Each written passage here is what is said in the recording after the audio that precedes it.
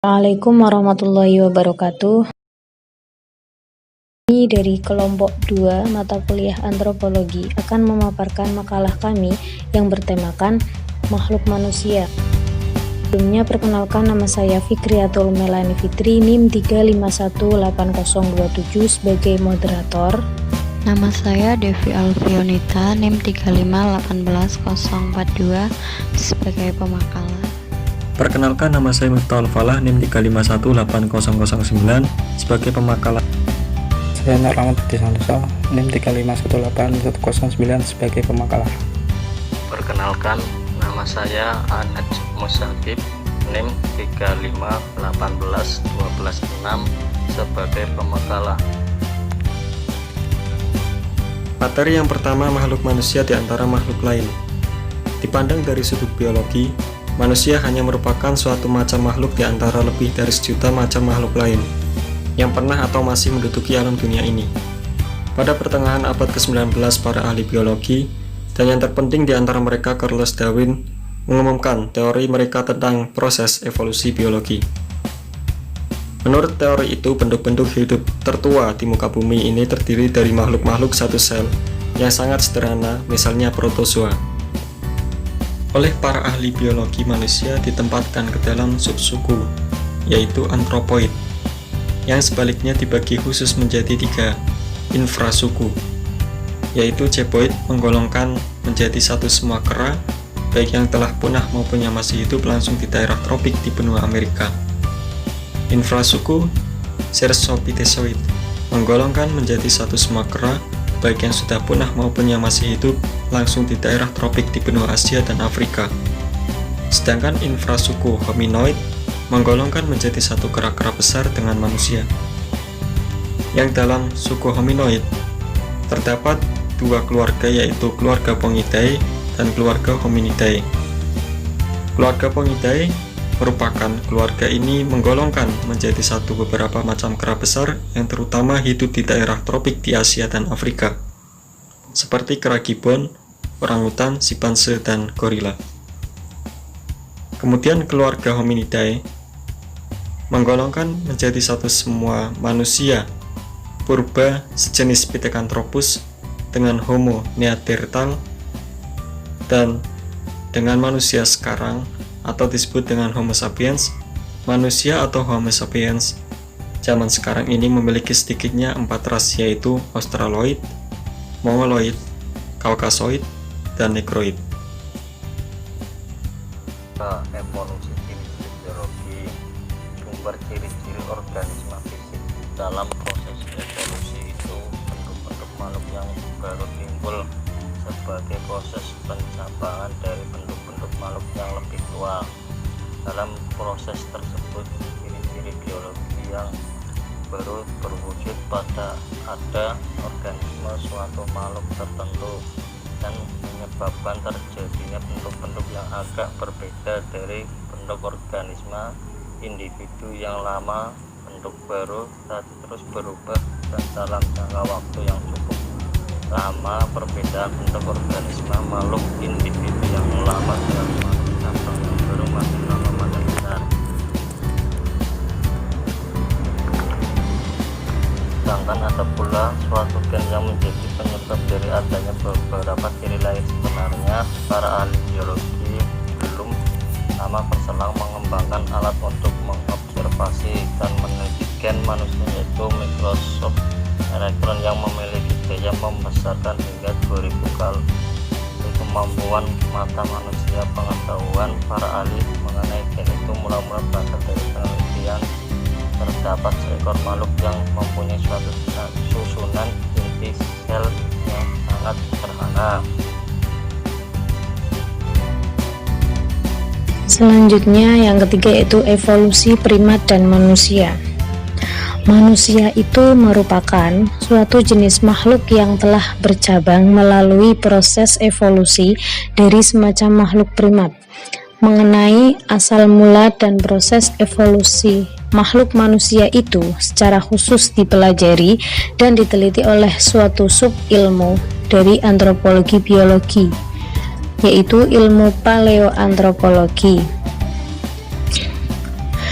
Menurut penelitian-penelitian yang paling akhir, makhluk pertama dari suku primat muncul di muka bumi sebagai suatu cabang dari makhluk mamalia atau binatang menyusui, itu kira-kira 70.000 juta tahun yang lalu, di dalam suatu zaman yang oleh para ahli geologi disebut kala Paleosan tua.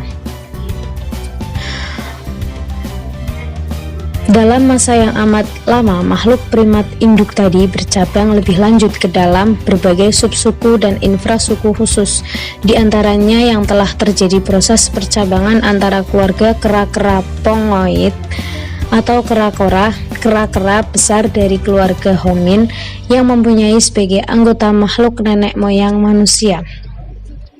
Cabang yang muncul kemudian pada permulaan kala Miosen kira-kira 20 juta ribu tahun yang lalu adalah kera Pongopygmeus atau orang utan. Daerah asal orang utan itu adalah konon Afrika Timur yang ketika itu masih menjadi satu dengan daerah Arab, hingga terletak lebih dekat pada Asia Selatan daripada sekarang. Cabang ketiga yaitu sejenis makhluk yang menurut perkiraan para ahli menjadi nenek moyang manusia. Percabangan ini kira-kira 10.000 juta tahun yang lalu ada bagian terakhir dari kala Miosen. Fosil-fosil makhluk ini menunjukkan sifat-sifat yang lain daripada yang lain.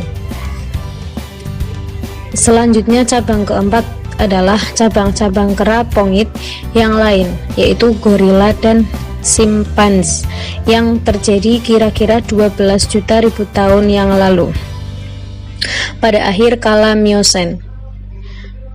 Kedua makhluk kera Afrika ini dapat menyesuaikan diri dengan berevolusi mengembangkan organisme yang dapat hidup di pohon maupun di darat. Makhluk primat pendahuluan manusia menurut para ahli biologi dan paleoantropologi kira-kira seabad yang lalu masih mengira bahwa soal siapakah nenek moyang manusia itu dapat dipecahkan dengan usaha menemukan sejenis makhluk yang telah kandas yang merupakan penghubung antara kera dan manusia dalam silsilah hidup. Dengan demikian, usaha terpenting dari para ahli tersebut adalah mencari makhluk penghubung yang hilang atau missing link dalam silsilah perkembangan alam makhluk di muka bumi. Dibandingkan dengan zaman sekarang, dengan kemajuan di bidang ilmu-ilmu paleoantropologi dan geologi, konsepsi para ahli mengenai soal missing link itu sudah berubah.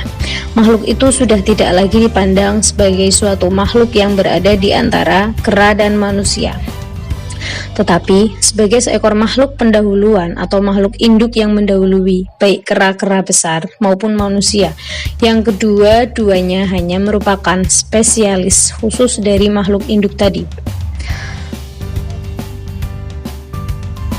Saya akan menjelaskan tentang aneka warna manusia.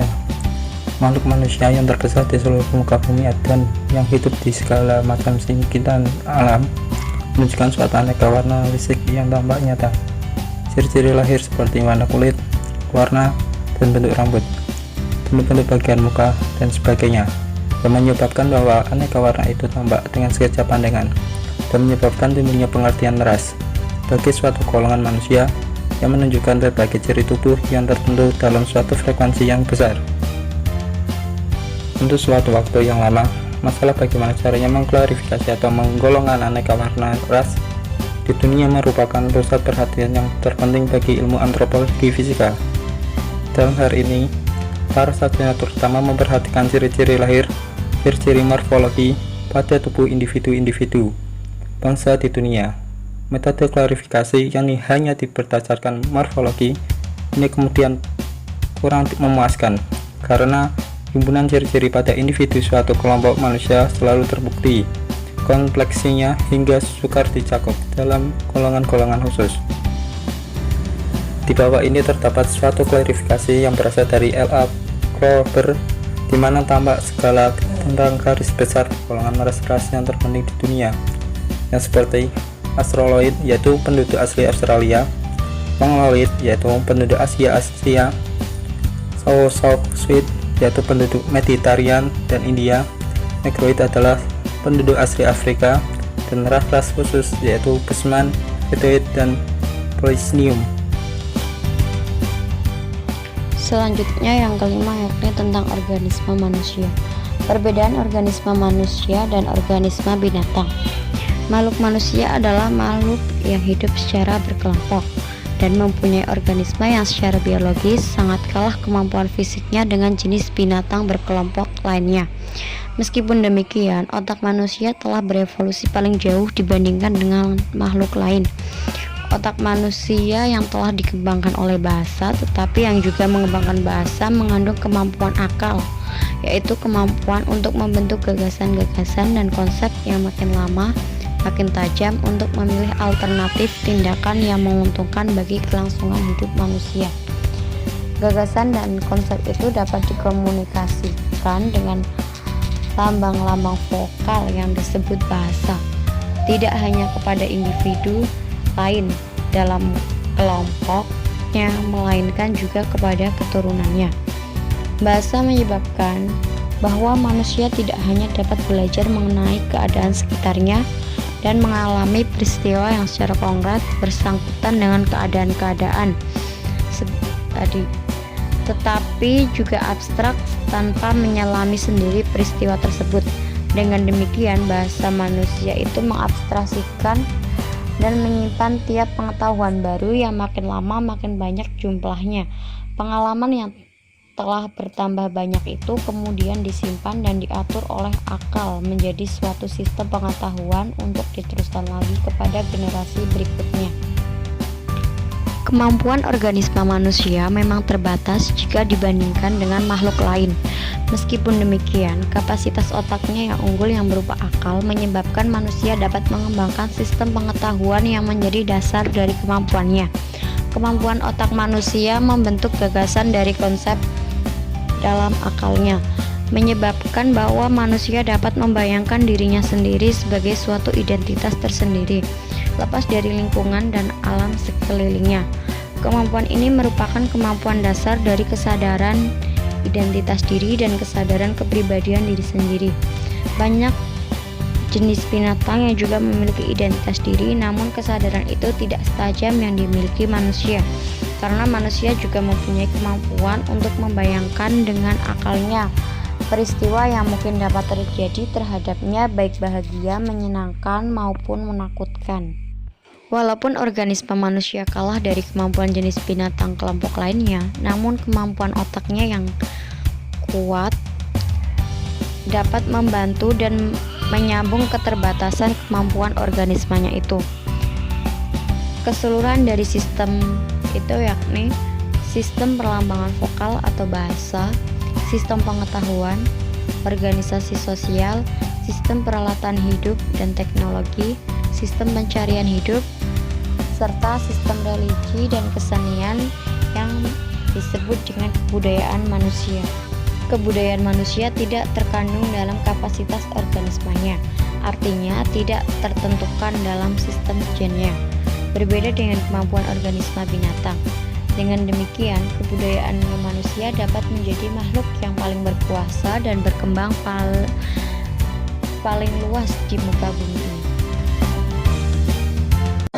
Sekian dan terima kasih dari kelompok kami. Kurang lebihnya mohon maaf. Wassalamualaikum warahmatullahi wabarakatuh.